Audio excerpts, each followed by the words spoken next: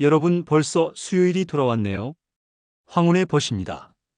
오늘 준비한 이야기는 정말 마음이 무거워지는 이야기예요. 하지만 동시에 여러분이 현재 얼마나 행복한 상황에 있는지 깨닫게 해줄 이야기이기도 합니다.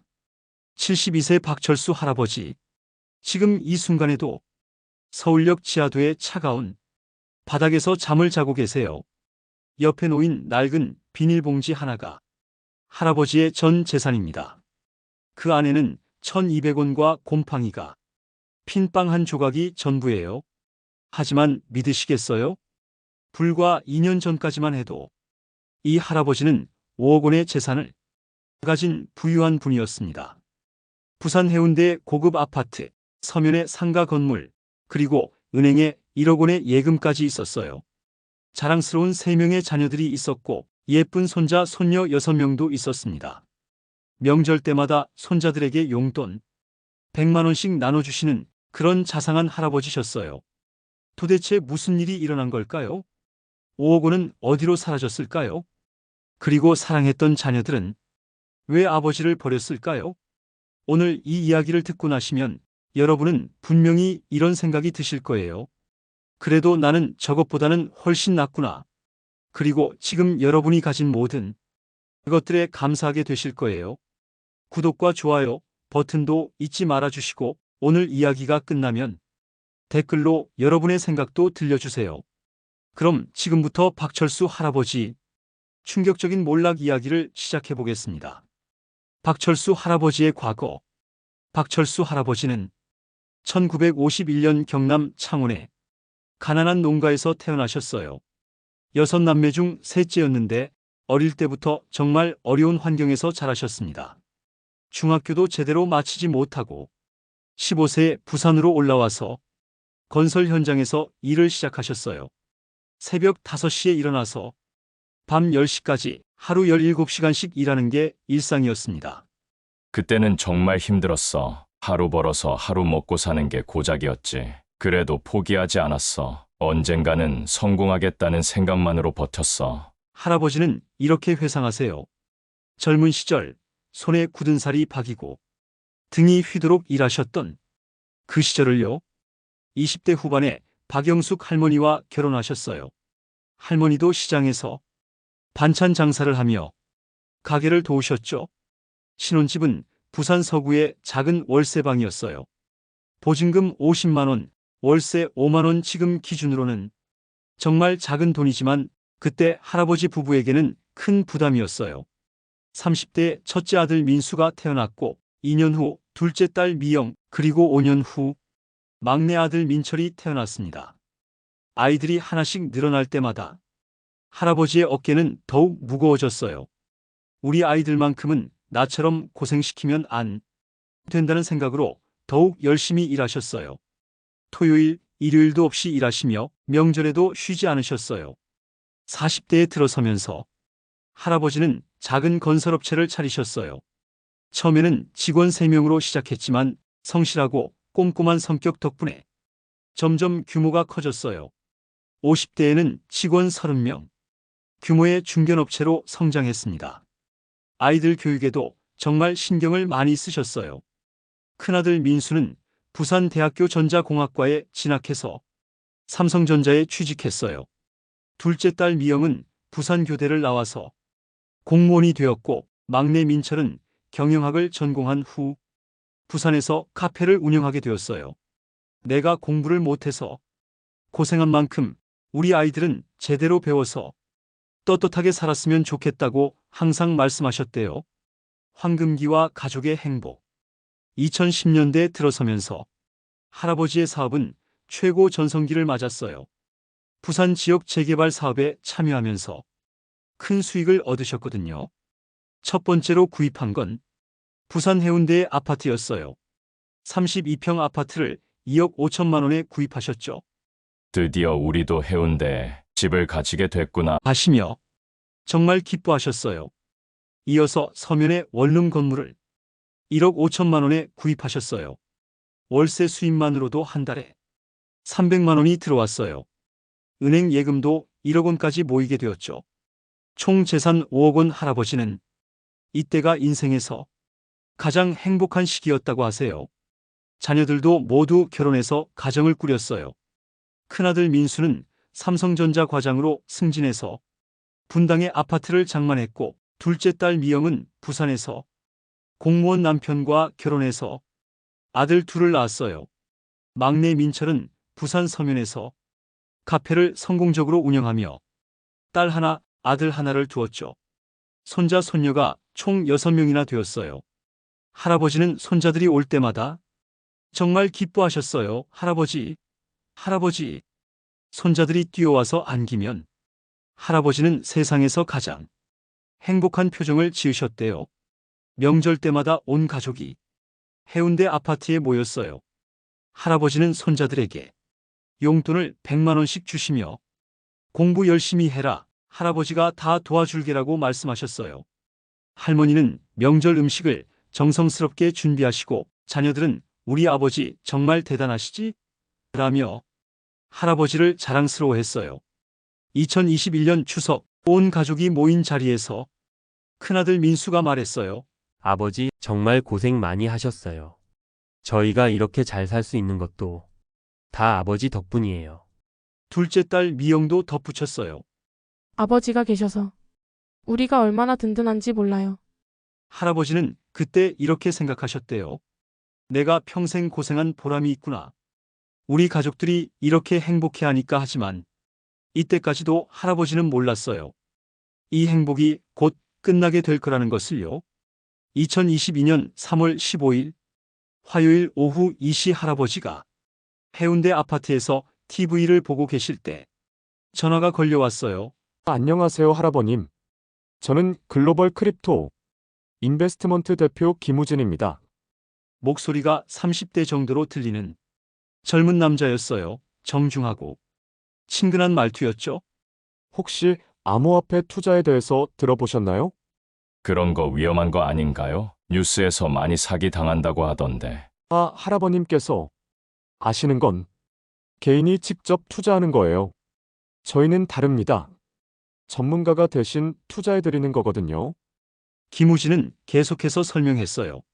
저희 회사는 삼성동에 있고요. 직원이 50명이나 돼요. 금융감독원에도 정식 등록된 업체고요. 할아버님 같은 분들을 위해서 안전한 투자를 해드리는 거예요. 그래도 잘 모르겠는데. 5월 10% 수익을 보장해드려요. 1억 원 맡겨주시면 매달 1천만 원씩 받으실 수 있어요. 은행 금리가 연 2%인데 저희는 연 120%예요. 할아버지는 깜짝 놀라셨어요. 은행에서 1억 원을 넣어도 1년에 200만 원밖에 안 나오는데 여기서는 한 달에 1천만 원이라니 정말 그렇게 많이 줄 수 있나요? 네, 암호화폐 시장은 지금 호황이거든요. 비트코인, 이더리움 같은 건 매일 오르고 있어요. 저희는 AI 프로그램으로 투자해서 100% 수익을 내고 있어요. 김우진은 이어서 말했어요. 할아버님, 혹시 자녀분들이 반대하실까봐 걱정되시죠?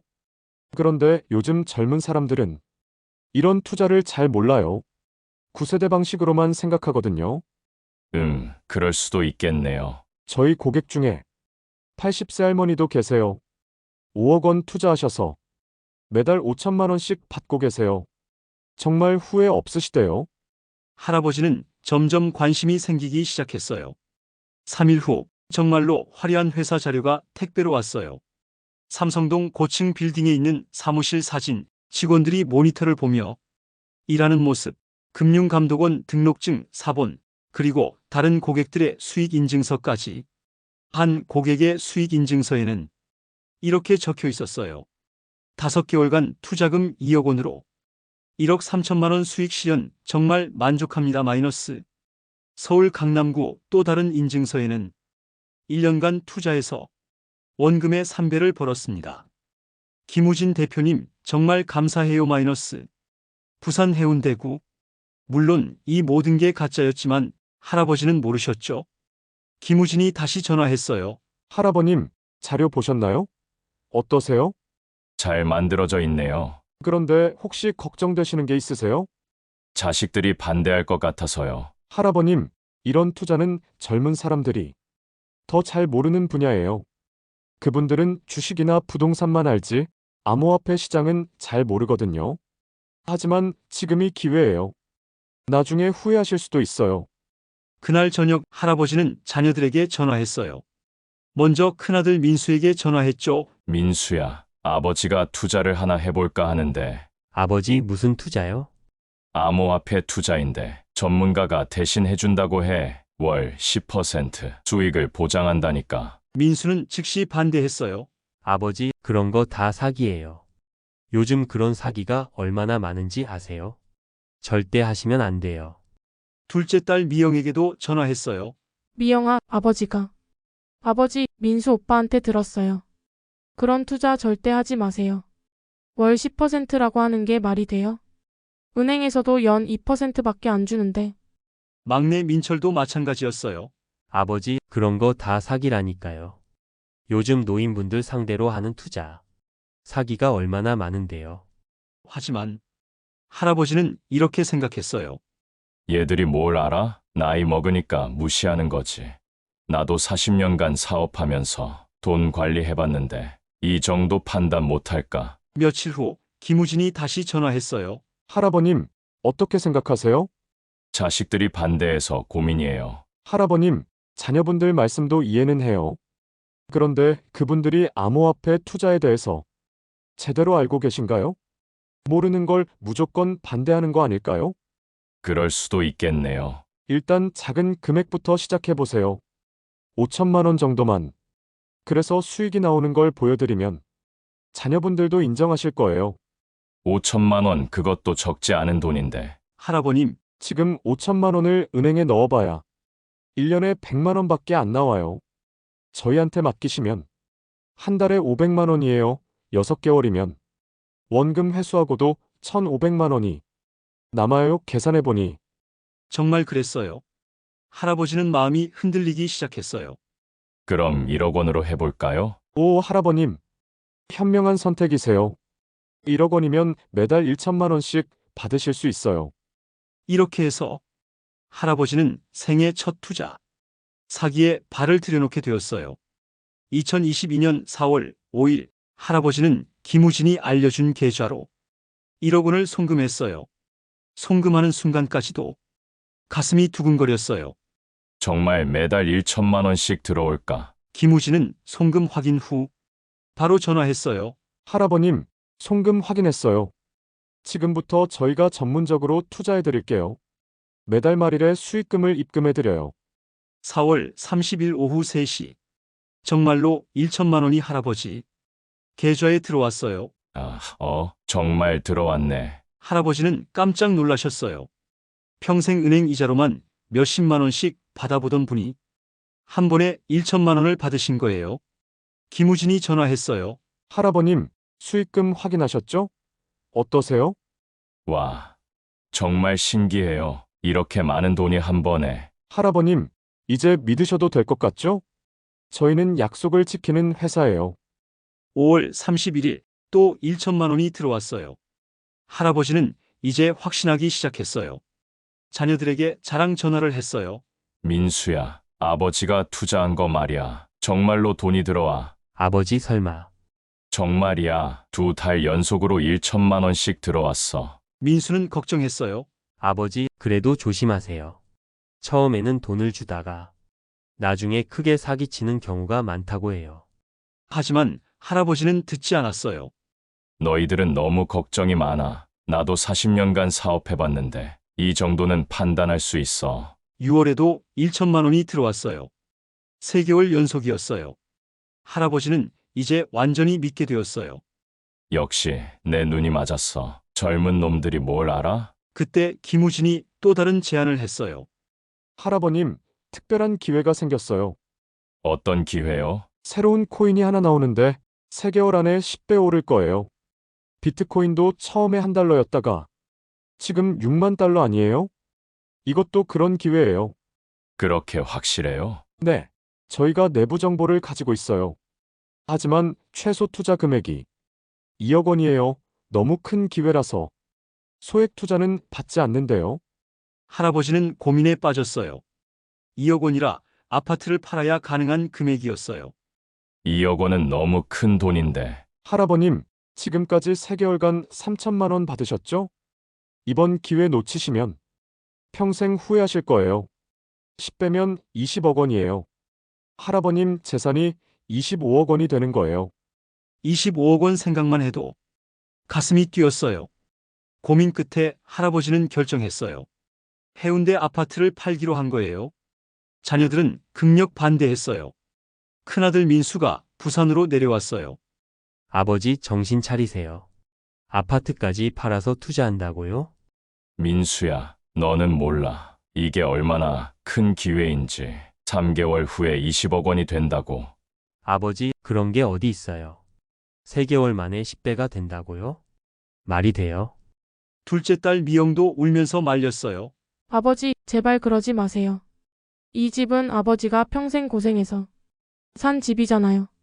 막내 민철도 마찬가지였어요. 아버지, 이거 완전히 사기예요. 왜 그걸 모르세요? 하지만 할아버지는 이미 마음을 정했어요. 너희들은 나이 먹었다고 무시하는 거야. 내가 40년간 사업하면서 이런 기회 없었을 거라고 생각해. 이번 기회 놓치면 평생 후회할 거야. 결국 2022년 7월 해운대 아파트를 2억 5천만 원에 매도했어요. 할아버지는 그 돈을 김우진에게 추가로 투자했어요. 총 투자금이 3억 5천만 원이 된 거예요. 김우진은 정말 기뻐했어요.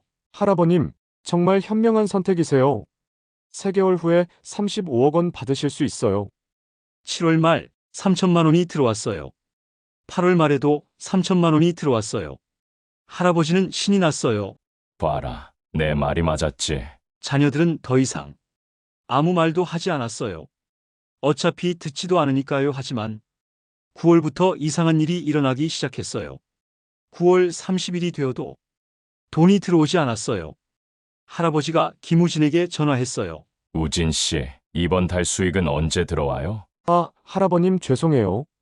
시장 상황이 좀 안 좋아져서 이번 달은 손실이 났어요. 손실이요? 네, 300만 원 정도 손실이 났어요. 하지만 걱정하지 마세요. 다음 달에는 더 많이 벌어서 만회할게요. 할아버지는 당황했어요. 3개월 만에 10배가 된다더니 오히려 손실이라니. 10월에도 마찬가지였어요. 할아버님, 이번 달도 시장이 좀 어려워서 500만 원 손실이 났어요. 계속 이런 식이면 어떻게 해요? 할아버님, 투자는 원래 이런 거예요. 장기적으로 보시면 분명히 수익이 날 거예요.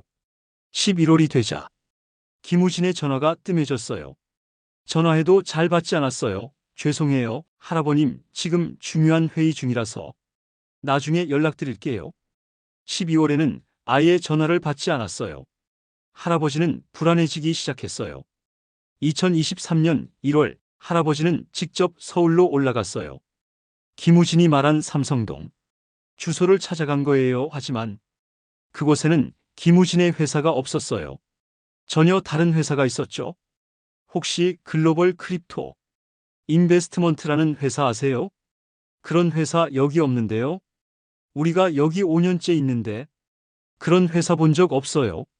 할아버지는 허탈했어요. 사진으로 봤던 그 화려한 사무실은 완전히 가짜였던 거예요. 김우진 전화번호로 계속 전화했지만 현재 사용하지 않는 번호입니다라는 안내만 나왔어요. 3억 5천만 원이 완전히 사라진 거예요. 할아버지는 그제서야 깨달았어요. 자녀들 말이 맞았다는 걸. 하지만 이미 늦었어요. 부산으로 내려와서 할머니에게 사실을 털어놨어요. 여보, 우리가 사기당했어. 뭐라고? 아파트도 팔고 예금도 넣었던 그 투자 다 사기였어. 3억 5천만 원이 다 날아갔어. 할머니는 그 자리에서 기절할 뻔했어요. 여보, 그럼 우리가 살 집은? 이제 서면 건물밖에 안 남았어. 할머니는 며칠 동안 밥도 제대로 못 드셨어요. 40년간 고생해서 모은 돈이 순식간에 사라진 거였어요. 더 큰 문제는 자녀들의 반응이었어요. 큰아들 민수에게 전화했어요. 민수야, 아버지가 잘못했다. 정말로 사기였어. 아버지, 그러게 왜 우리 말 안 들으셨어요? 처음부터 사기라고 했잖아요. 도와줄 수 있을까? 이제 서면 건물밖에 안 남았어. 민수는 차갑게 말했어요. 아버지, 저희가 그렇게 말렸는데 왜 안 들으셨어요? 저도 애들 교육비, 대출금 갚는 것만으로도 벅차요. 도와드릴 여유가 없어요. 둘째 딸 미영도 마찬가지였어요. 아버지, 정말 어이가 없어요. 그렇게 말렸는데 왜 안 들으셨어요? 저희 공무원 월급이 얼마나 되는지 아세요? 막내 민철은 더 냉정했어요. 아버지가 돈 관리 잘못하신 건 저희 잘못 아니잖아요. 본인이 욕심 부리다가 그런 거잖아요. 두 번째 사기의 늪. 그렇게 6개월이 지났어요. 할아버지는 서면 건물에서 나오는 월세 수입 300만 원으로 근근히 살아가고 계셨어요. 하지만 3억 5천만 원을 잃은 충격은 너무 컸어요. 밤마다 잠을 못 이루셨어요. 어떻게 하면 그 돈을 다시 찾을 수 있을까? 그러던 2023년 8월 또 다른 전화가 걸려왔어요. 안녕하세요. 할아버님 프리미엄 부동산 컨설팅 정성민입니다. 네, 할아버님이 서면에 건물 가지고 계시죠? 제가 할아버님께 정말 좋은 소식을 전해드리려고 전화했어요. 무슨 소식인데요? 할아버님 건물 근처에 롯데백화점이 확장한다고 해요. 그래서 그 일대 땅값이 엄청 오를 거예요. 정성민은 계속 설명했어요. 지금 팔면 2억 5천만 원에 매수할 분이 계세요. 할아버님이 1억 5천만 원에 사신 건데 1억 원을 더 받을 수 있어요. 1억 원 잃어버린 돈의 일부라도 찾을 수 있다면 정말 그런 분이 계세요? 네, VIP 고객이신데 현금 거래를 원하세요. 단 한 가지 조건이 있어요. 무슨 조건인데요? 매수자분이 안심하고 거래하시려면 신탁회사에 건물을 맡겨야 해요. 그래야 사기 걱정 없이 거래할 수 있대요. 정성민은 그럴듯한 설명을 했어요.